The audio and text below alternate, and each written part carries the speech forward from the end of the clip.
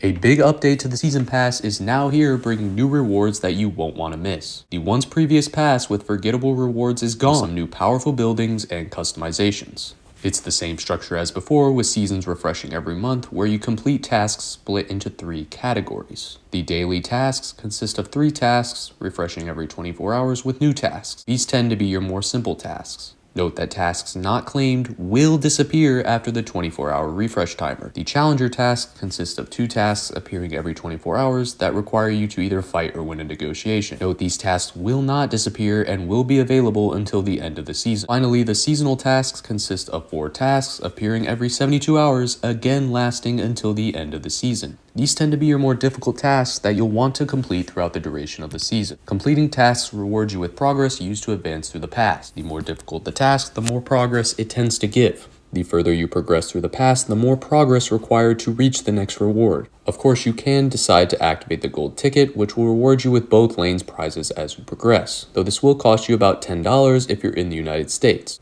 But you already knew all that, so let's talk about the new rewards you can now obtain. Arguably the most exciting addition is the new evolving building feature. The Victorian Conservatory is a 4x4 building providing some pretty good stats for your city. It provides food, a damage boost for ranged units, and even a chest that at level 10 provides a 35% chance of a puzzle piece of the 3 most recent events collector's buildings, meaning that if you are unable to get the necessary pieces to assemble these during their respective events, you're all but guaranteed them over time. These buildings are quite powerful too, so you won't want to miss out on them. They include the Woodhenge, Astronomer, and Mongolian Saddler, which produces barrack refill selection kits every 12 hours, just in case your Crypt of the Count isn't high enough level. For players that were unable to acquire the Great Garden from past seasons, do not fret. It will return as a reward for the 10th and 25th checkpoint, meaning that if you still need to level yours higher, you're in luck. The Conservatory, on the other hand, will be featured as the reward for the 8th and 20th checkpoint. So technically, it's easier to get than the Garden. The good news is that as long as you play daily, you're all but guaranteed evolution tokens for both buildings. You don't even need to focus on the task. As long as you focus on playing the game normally, the buildings will come naturally. Not a bad bounty for such little work. The bad news is that it will take quite a while to get the Conservatory to just level 10. Assuming you're not purchasing the gold ticket, meaning you're only averaging 1 evolution token each season, and that it takes 15 tokens to reach level 10 based off this chart. That's 15 seasons, or in other words, a year and 3 months of consistent play to get the Conservatory to just level 10.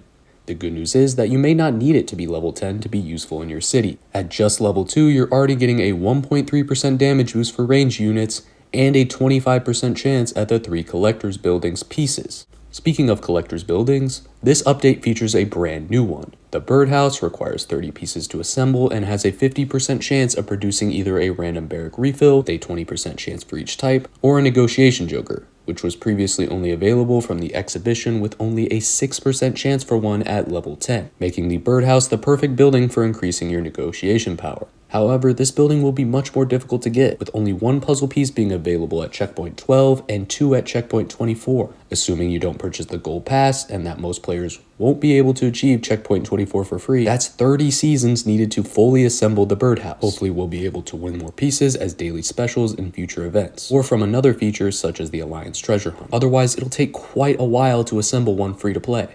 Moving away from buildings, this update also introduces 4 new customizations. The Tea House applies to average homes and provides a 5% health boost to siege units, and additionally produces 1 research point every 24 hours. The Sundial applies to little culture sites and boosts the goods productions in your city by 7%. The Rose Arc applies to compact culture sites and provides a 5% image boost to your cavalry units. Finally, the Chess Park applies to moderate culture sites and produces 25 gears every 24 hours, as well as boosting your culture by 50%. Unfortunately, only 2 of these customizations will be obtainable free to play. The good news is that the Chess Park, the one that produces gears, will be one of them, available as the 7th checkpoint reward. It's nice to see the inclusion of customizations that provides gears for us free to play players. As previously, the only customization that produces gears was the Goose Pond, which was only available from the gold ticket. However, the Chess Park isn't nearly as good as the Goose Pond, producing only 25 gears every 24 hours compared to the Goose Pond's 100, meaning you'd be getting 250 gears from the Chess Park's lifespan in comparison to the Goose Pond's 1,000.